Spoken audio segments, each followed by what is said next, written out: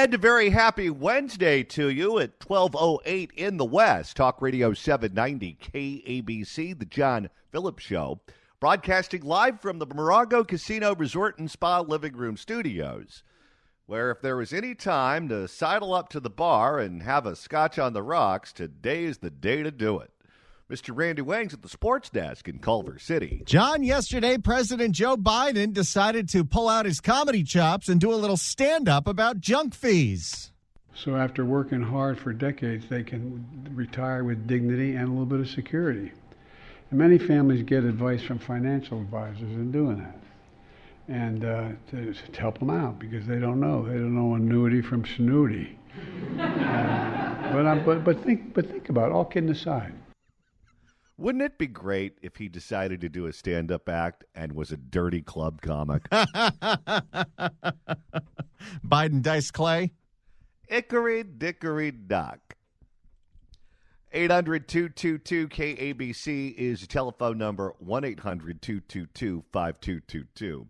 Well, there's just so much infuriating news going on today. I don't even know where to start. I'll tell you this. I woke up this morning, and the first thing I saw on my phone were a flurry of tweets from the owner's daughter of the Los Angeles Times, Nika Soon-Chung.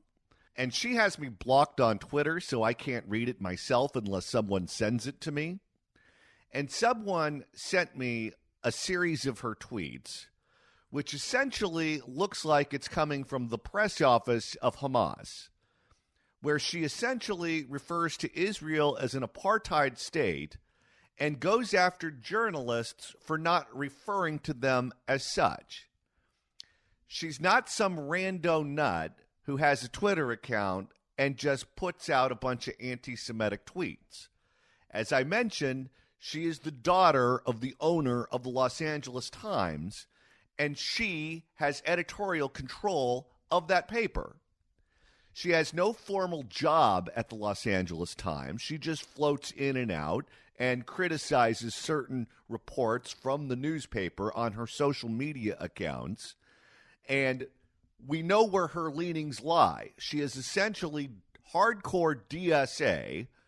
And if you look at the endorsements of that newspaper, so many of the candidates that they get behind just happen to have the same political leanings as Nika Soon-Chung. They come from the world of the DSA. The DSA, of course, is the organization that is hosting all of these pro-Hamas protests all over the United States. Couldn't believe my eyes. Then I eat my breakfast, and I turn back to my phone, and I see that the LA Times is making even more news. The LA Times is now apparently filing a lawsuit against the families from the Thousand Oaks borderline shooting for legal fees. It's almost the 5-year anniversary of that shooting, and the Los Angeles Times is suing the victims of that shooting for money. What? Yes. That is correct. They are suing the victims of the shooting for money. Joining us to talk about this is a man who has been all over this for a variety of reasons, which he'll explain. Emmy Award-winning former senior news correspondent and former professional baseball player Adam Housley. Adam, thanks so much for joining us. Thanks, John. Now, what I said sounds almost too shocking to be true, but it is in fact true, correct? It's absolutely true. And, you know, we've been going after the Times a bit. For those that don't know the background, I've known John for a long time. Obviously, we were in news together for, I was based in Los Angeles for 17 years. So I saw John on a lot of stories and some other extracurricular activities at restaurants and things like that. And, you know, so John knows my background. I covered a lot of the breaking news stories in and around the world. And I covered 6 mass shootings, unfortunately. I was first on scene for 2 of them. And then, unfortunately, I had to live one. My niece who's also my goddaughter, who had come to some of my live shots over the years since she was about 2 years old. and who a lot of people in the news industry know because they were at my wedding, and she was one of the flower girls. She was the youngest victim in Thousand Oaks. It was her first time. She was a Pepperdine freshman. She had never gone out before. She wasn't drinking or anything. She wasn't who she was. She was kind of a bookworm, and she went to Borderline, which is a place that I had gone to when I was at Pepperdine. My brother had gone to Pepperdine. My wife, my sister-in-law, a bunch of our friends over the years. Borderline was a place where you went that was a safe place. You didn't have to drink. If you wanted to and you were of age, you could, but it wasn't meant to be that way. And, it was her first time ever going out. She was the youngest victim, and she was murdered. And so here I have covered 6 of these things, which as a journalist is the hardest thing you'll ever have to cover. And then the 7th is to actually live it. 6 weeks after I left Fox News to basically raise my kids and just take a break from the news industry after 21 years, I'm back on scene, one of the first on scene in Thousand Oaks, hoping that my niece is not inside, and she was. And I say this because how this has been handled by the news media has been, nothing short of, I would say disrespectful if they gave them any respect. But they not only should they be ashamed, but they're flat out trash. What people don't understand in California, and I've reached out to the governor a number of times. The families have. The governor has completely ignored the situation. California is one of the few states in this country that doesn't protect victims if they're murdered. So I think it's 40 states now, and every single province in Canada, if you're murdered, you don't lose your privacy rights. But in California, you do. You lose your privacy rights if you're murdered. So if my niece had lived in a vegetative state, she would have kept her privacy rights. But because she was murdered by a madman, we don't keep them. And the argument has been made by the news media, by the LA Times and the trash newspaper, the Ventura County Star, were the 2 biggest ones that fought us as families, was that this is journalism. We don't want anybody hiding anything. Well, first of all, if it's a police-involved shooting, the police or whoever the first responder is, that is public record. But as the victims, we get all the information as the families. Do you not think that if I have a concern about what story I'm being told, that I'm not going to go to the news media? Of course we are. As a victim, you're going to do that. I can tell you as a journalist who covered 6 of these things, I never once demanded a death certificate. I never once went to the offices of whatever county I was in and said, I need to have the death certificates. I need to have the autopsy reports. Never did we file any kind of motion asking for those things. Yet the LA Times and the Ventura County Star sued for them and eventually got them. We fought them as families. We fought back. We didn't want that to happen. We feel that, again, if there's something that's a concern, we will be the first ones to go to the media with and provide any information that we have. But the media should not be able to just automatically get all the privacy information of the victims in Thousand Oaks or any murder scene for that matter. And so now, I'm still fighting. I still think that California needs to do the right thing and protect murder victims. Not only in Elena's name, but I've covered it, and they won't debate me because they can't. I covered 6 and never asked for them, so they can't put me on the stand because I'll tear them a new one because there's no. I covered it. I don't need it. You don't need it, and I can prove you don't need it. And a good journalist will go to the families if they think if something's wrong, and they will defend their argument to the families to see if they can get the information from them. And I guarantee you families will give you that information because I've had to cover stuff like this before.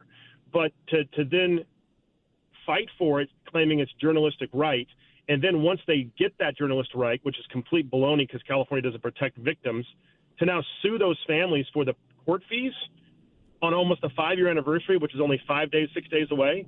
I mean, that is, I don't even know how to put them into a category, candidly.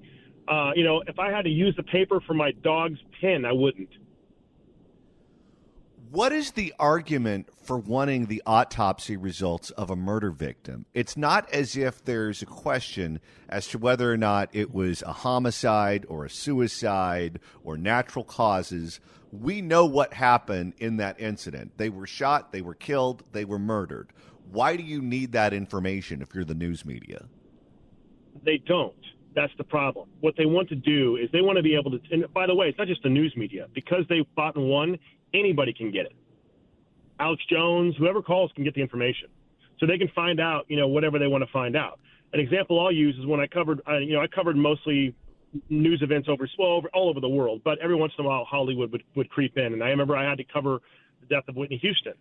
And if you go back and look, I believe it was the LA Times. I'm not sure which paper it was, but one of them had an entire article about how she had veneers and had a wig, wearing a wig. What does that have to do with how she died? It doesn't. And there are other ones, too. It's all sensationalism. And it's the ability to put their name back in lights again because they suck as journalists. And the frustration I think a lot of us have is that you don't need those. Again, if there's a question, John, if there's, you know this, you've been around news a long time. And I've been around news, I did 21 years and 17 nationally, and they still call and ask me to come back. And one day I will, but not right now because I'm raising my kids, and that's more important. But I'll tell you this. If I'm a journalist at the time, and I think there's something fishy, the first thing I'm going to do is call the families. And I'm going to be like, listen, I know you're going through a horrible time. This is the worst way to meet you.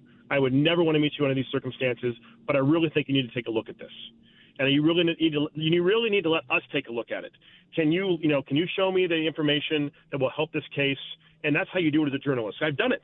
And you ask for that information. You ask for those documents that might help prove that something fishy went on. That's how you handle it as a journalist. But the LA Times and Ventura County Star don't want to do that. They're lazy. They just want to be given, all is to be given to them. So then they can take and go out and do what they want to do and report what they want to report and sensationalize a story. I mean, they did it. As soon as they won the court case, the Ventura County Star did a big lap of like, hey, we won. Look at us. And it's like, really? Really? You don't think that the families, every time we see a story about this, you don't think it digs in? I mean, I can't explain to you how hard it is to cover a mass shooting. I can't explain to you how hard it is to live one. There are days where it feels like the only way I can explain it, someone takes a vacuum and sucks out your insides. It's been 5 years. That's the way it feels. And every time these boneheads at these newspapers who are too damn lazy to do true journalism do their story to say, look what we did. We fought for journalism. No, you didn't. You fought for laziness. And you stuck it in the side of the families again. And you should be ashamed. And that's the frustration I have. And it can easily be solved. It could have been solved. We had Jackie Irwin is the, I think, state assemblywoman. I forget which office she holds there in Ventura County. But she was amazing. She put a bill forward to get this through. I think she's state assembly. And a state senator in South Central, I forgot his name, but I can get that for you. He's the one that held it up, wouldn't even let it come to vote, even though it had full support. That would have given victims the right to privacy, murder victims. The governor can still do something, but Gavin Newsom's too busy running for president. And so the frustration we have as victims is like, hey, guys, come on now. What's more important here? I mean, if you need the information, you can get it. It's not like it's being shut down. If it's a public official, you'll still get it. But if it's a murder victim of a private citizen, don't they deserve to have HIPAA rights and privacy rights? Yes, you're damn right they do. And all it takes is one bad actor to take this information and put it in the public domain and re-traumatize everyone involved in that shooting. We spend a lot of time. You mentioned Alex Jones. Look at the lawsuits that have resulted from what he did after the Sandy Hook shooting. If some bad actor wants to do that to the victims of this shooting, they now have the tools to do that. John, we have people that have contacted my brother and other families saying, this never happened. These people were at other mass shootings. Listen, we can debate mass shootings and why they happened. I mean, mental health in this country is not being addressed. That's the number one issue, I think, if you look at this. But put politics aside on all that. People that have a side in this issue, I don't know how you have a side, but they do.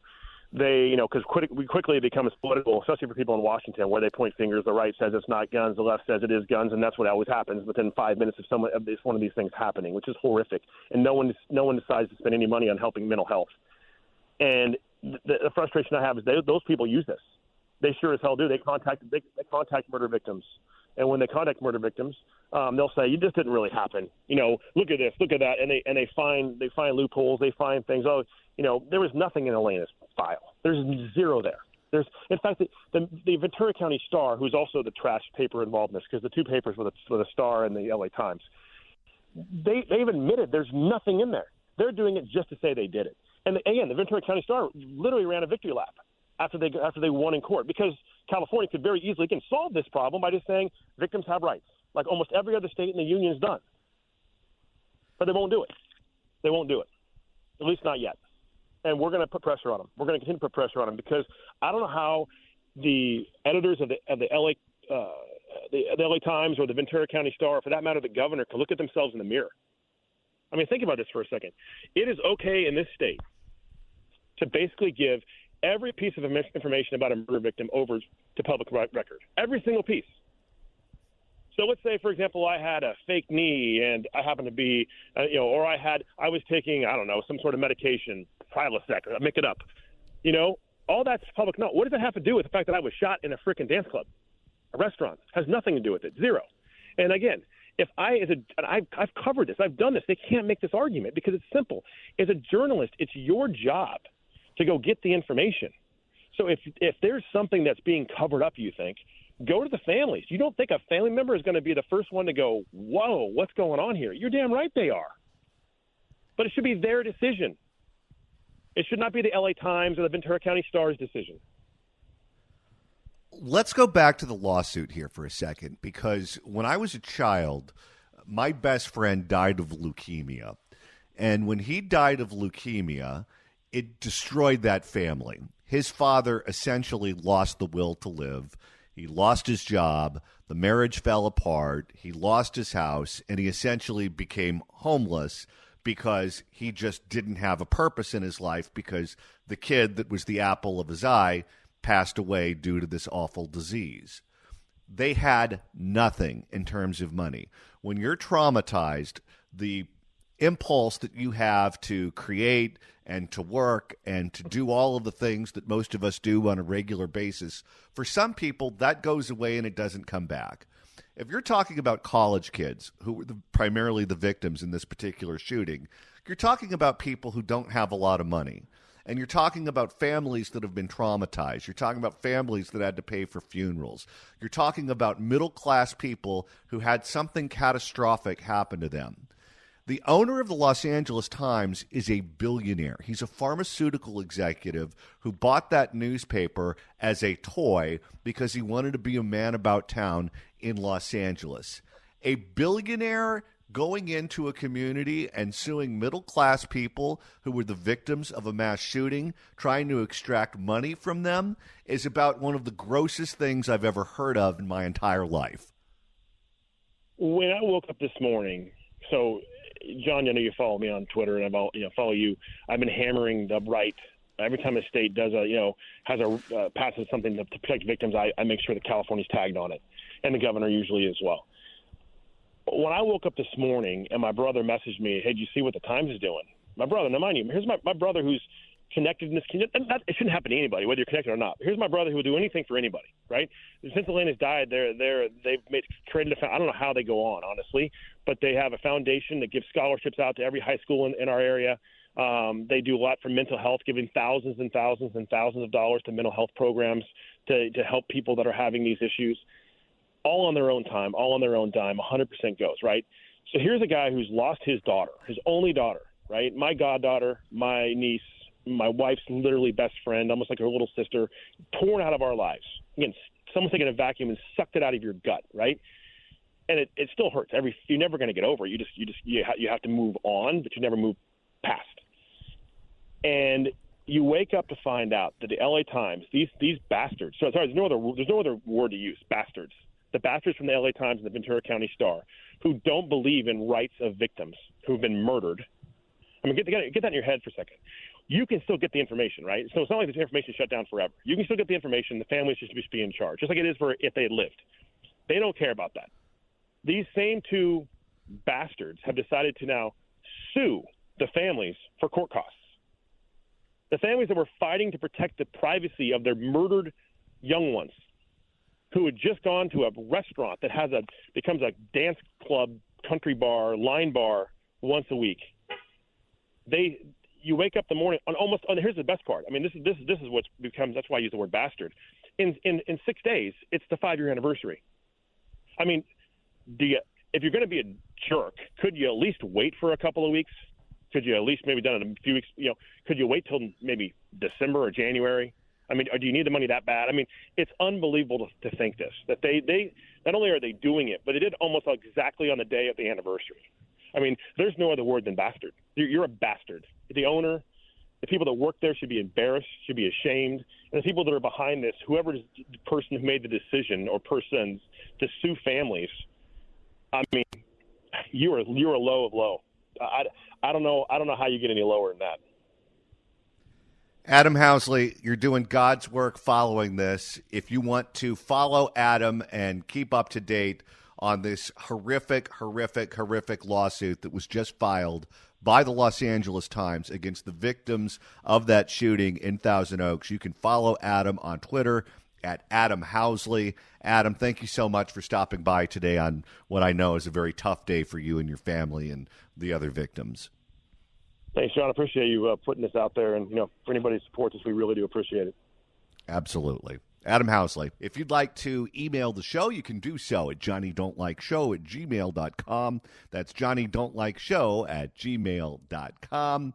And Randy, if you want to catch the podcast version of this show, that is easy to do. That's right. Just go to KABC.com, click on podcasts, go to the Apple Podcast app, iHeart, Spotify, search for The John Phillips Show, hit subscribe. You can download all the episodes. But that's really the more complicated way to do things. Why is that? What's going on? Well, I got the easier way to do things. You can download the KABC app, search KABC AM in the Apple App Store, the Android Store, and you can listen live to this station through that app anywhere you are around the world. Maybe China. I don't know. I don't know how that works. And, of course, you could download podcasts of this show. Listen all the time. Listen when you're sober. Listen when you're on drugs. The drugs can make them zombie. It's Woo Wednesday. It's Woo Wednesday. Yeah, baby. Woo, woo, woo, woo, woo, woo, woo, woo, woo, woo, woo, woo, woo. Which means, Randy, tomorrow is Throwback Thursday. That's right. So if you've got a suggestion for the music that we're going to play on tomorrow's show, your favorite artist, genre, theme, something real creative, send us an email with your idea at johnnydon'tlikeshow@gmail.com. That's johnnydon'tlikeshow@gmail.com. And at 2:30, we will pick one of those emails, and they'll choose all the music for Throwback Thursday. And coming up later this month, Randy, we're going on the road. That's right. Friday, November 17th, John and I will be broadcasting live at the brand new Gelson's West LA at West Edge on the corner of Olympic and Bundy that is having their grand opening today. So if you're on the west side, go out there and support Gelson's and get your groceries. We'll be there Friday, November 17th, celebrating in their wine, beer, and sushi bar. It's going to be a great time. We would love to see you Friday, November 17th from noon to 3. We just spoke with Adam Housley, formerly of Fox News, whose goddaughter was one of the victims in the Thousand Oaks mass shooting. The LA Times has filed a lawsuit against the victims of that shooting. They want them to cover their court costs because they wanted access to the autopsies, the death certificates, and other information that the families wanted to remain private. The owner's daughter of the Los Angeles Times also tweeted out a flurry of pro-Hamas talking points, which, is the editorial position that she takes in general and pushes that newspaper in that direction. Your reaction to all of that at 800-222-KABC, 1-800-222-5222, and I'll even open it up to this. What do you hate most about the Los Angeles Times? I would tell you what I hate most of the Los Angeles Times, but I'm only here until 3 o'clock, and I would go on and on and on longer than that. So I'll give you a crack at the piñata. What do you hate most about the LA Times? 800-222-KABC, 1-800-222-5222. We're taking your calls right now at 800-222-5222, 1-800-222-KABC. We just spoke with Adam Housley, formerly of the Fox News Channel. After the mass shooting in Thousand Oaks, the LA Times sued, wanting access to the autopsies and death certificates. The families wanted that information to remain private. The LA Times won in court, and now that information is public, and now they want to stick the victims with the legal bills. Your reaction at 800-222-KABC, 1-800-222-5222. Let's begin with Michael in Brentwood. Michael, you're on KABC. Hello. Hey, John, always a pleasure. Yeah, I am beside myself with that. How they were able to do that and then have the audacity to go to the family and stick them with the bills it's appalling. I remember there was a time in this country where, regardless of what your political views were, you still had a certain amount of class. And that decorum, sadly, doesn't exist anymore. The days of like the classic JFK Democrat, that party no longer exists. What we're left with is what you see at the LA Times. And I think it's very sad. I don't know what your thoughts are on the matter, but I couldn't agree with you more. Well, if there's a population of people who deserve a pass, it's people who were at a concert who got mowed down for no reason. These people did not ask to be public. These people did not ask to be on the front page of the newspaper. These people were not celebrities. They were not the shooter. They were not someone who did something to make themselves a bold-faced name other than just being at the wrong place at the wrong time. And to take information that is very hurtful and very personal to those family members. Imagine having a college kid that was mowed down in a mass shooting and then have the death certificate, the autopsy, and all the related information fall into the hands of conspiracy theorists who claim that it didn't happen or whatever the case may be, so they can weaponize that information and use it against you and torment you when you've already been traumatized. That is truly evil. And then to try to make money off of it by suing these people who tried to keep this information private is beyond the pale. I agree, which is exactly why when I walk past in the office or anywhere where I am in public, if I see a copy of the LA Times, I recoil from that thing as if it was a hot burning flame. I don't read it anymore. I used to be a subscriber to the LA Times for a variety of reasons. First and foremost, I live here. I want to know about the community I live in. But then everything that they do becomes political. Everything. From the sports page to the calendar section to the book reviews, there is nothing you can read in that paper that doesn't have their particular political point of view attached to it. And it's their paper, so fine.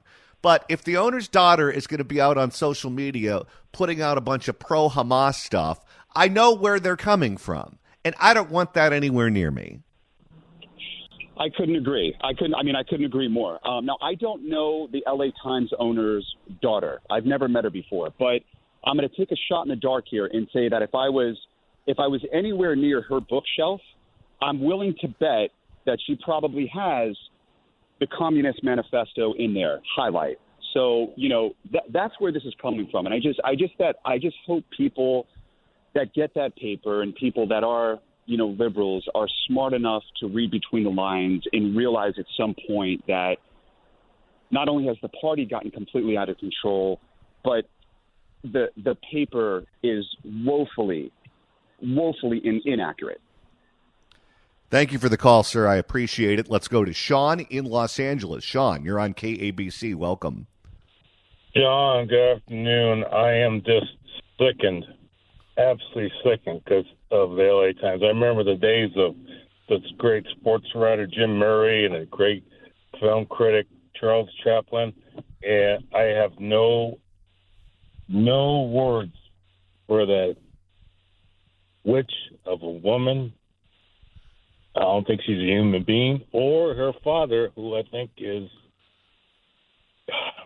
not even worth mentioning. I think by them doing this is just absolutely despicable, and there's a cold place in hell or a hot place in hell for them. And I want to refer to the daughter with the women or the name, the C word, but I won't do that because it's not appropriate. But thank you. I'm just disgusted.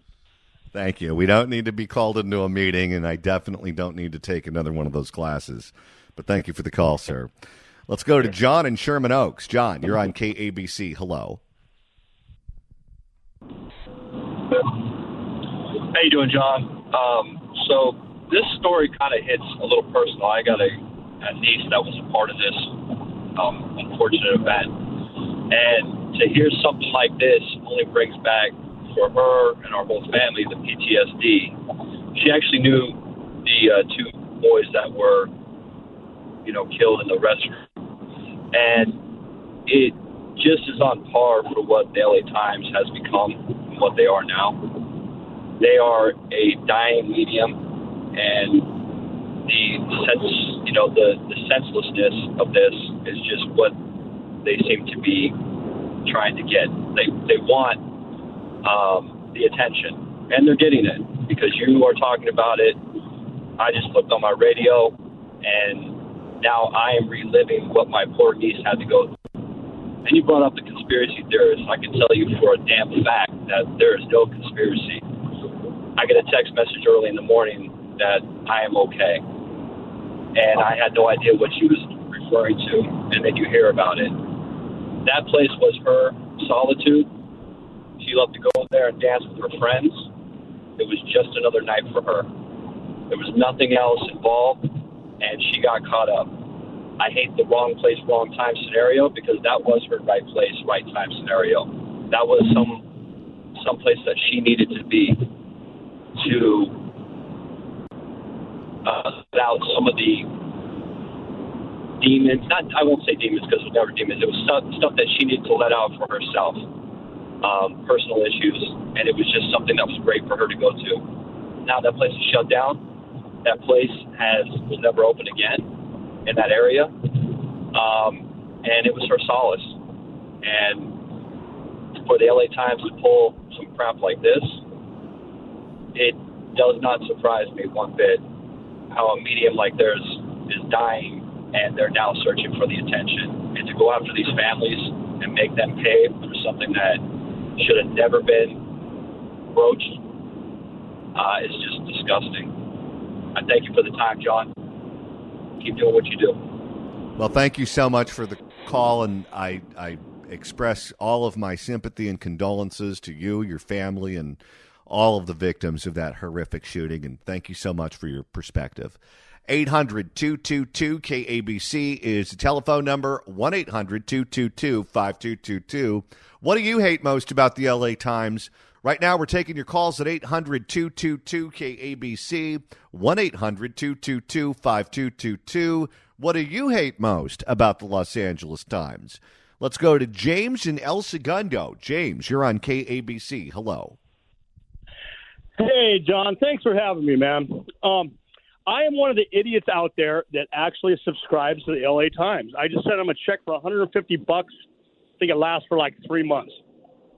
Boy, I'm a moron. But back to what you were saying about how they politicize everything.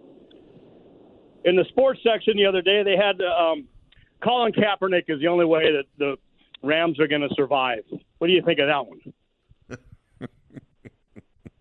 I saw there was a Robin Abkarian column this week where she was defending Rashida Tlaib, who was the one who read blamed that as well. Yeah, she's the one that blamed Israel for blowing up the hospital, which is not true. She put the tweet out. She refuses to take it down, and she doubles and triples down on it. And that's who they choose to defend in their paper. Yes, as well as all their big fans of Omar and especially Omar. But let me ask you something now. If I want to get rid of this out of my life, I'd really want to cancel them, but we're not allowed to use cell phones at work, so I need to read something hard, so I need a newspaper. And they're like the only paper I can get. What can I subscribe to is going to tell me what I want to hear.